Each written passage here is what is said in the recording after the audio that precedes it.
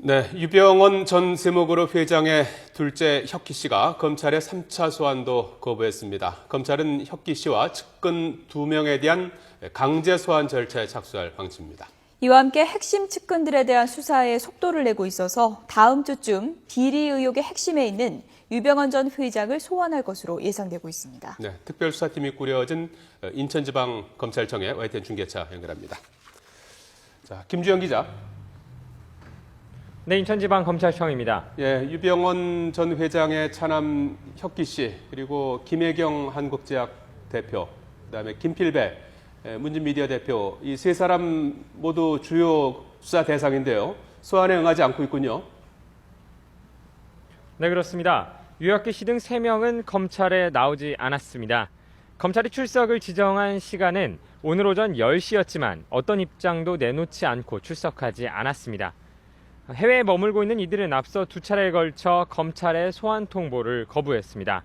검찰은 이들을 압박하기 위해 차남 혁기 씨와 김필배 씨에게 정식으로 출석 요구서를 발부했고 김혜경 씨에게도 가족을 통해 출석을 종용해 왔습니다. 혁기 씨는 현재 세모그룹 지주회사 I1I 홀딩스의 대주주를 맡고 있으며 유 전 회장의 후계자로 꼽히고 있습니다. 김혜경 씨와 김필배 씨 역시 유 전 회장의 핵심 측근으로 그룹 계열사에서 전현직 대표를 역임해 왔습니다. 검찰은 유 씨 등이 계열사들의 수상한 자금 흐름은 물론 유 전 회장의 비자금 규모 등에 대해 구체적으로 파악하고 있다고 보고 있습니다. 이에 따라 검찰은 비리 의혹 수사에 중요한 의미를 지닌 이들이 오늘도 출석하지 않을 경우 강제 소환 절차에 돌입할 방침입니다.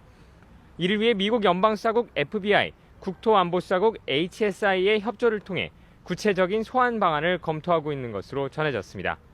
여권 무혈화를 비롯해 계좌 동결 등을 통한 현실적인 압박 수단도 함께 검토하고 있습니다.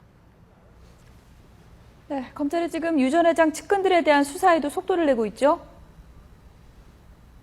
네, 그렇습니다. 검찰은 유 전 회장의 핵심 측근들과 격리 직원 등 계열사 직원들을 잇따라 소환해 구체적인 증거 확보에 주력하고 있습니다. 어제도 이강세 전 아해 대표를 재소환해 오늘 새벽까지 고강도 조사를 했습니다. 이 씨는 허위 컨설팅 비용이나 유 씨의 사진 구입 비용 명목으로 유 씨 일가에 비자금을 만들어줬다는 의혹을 받고 있습니다. 또한 핵심 측근인 세모 고창한 대표와 천혜지 변기춘 대표에 대해 특경법상 배임 등의 혐의로 사전 구속영장을 청구했습니다.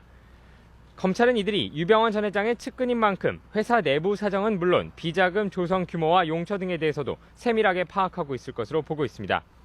이들에 대한 영장 실질 심사는 내일 오후 인천지방법원에서 열릴 예정입니다. 오늘 오후에는 그제 구속영장이 청구된 이재영 아해현 대표의 영장 실질 심사가 진행됩니다. 앞서 검찰은 유 전 회장이 실질적으로 경영에 참여했다는 물적 증거물로 유 전 회장이 청해진해운의 회장으로 표기된 내부 조직도와 비상 연락망 등을 확보했습니다.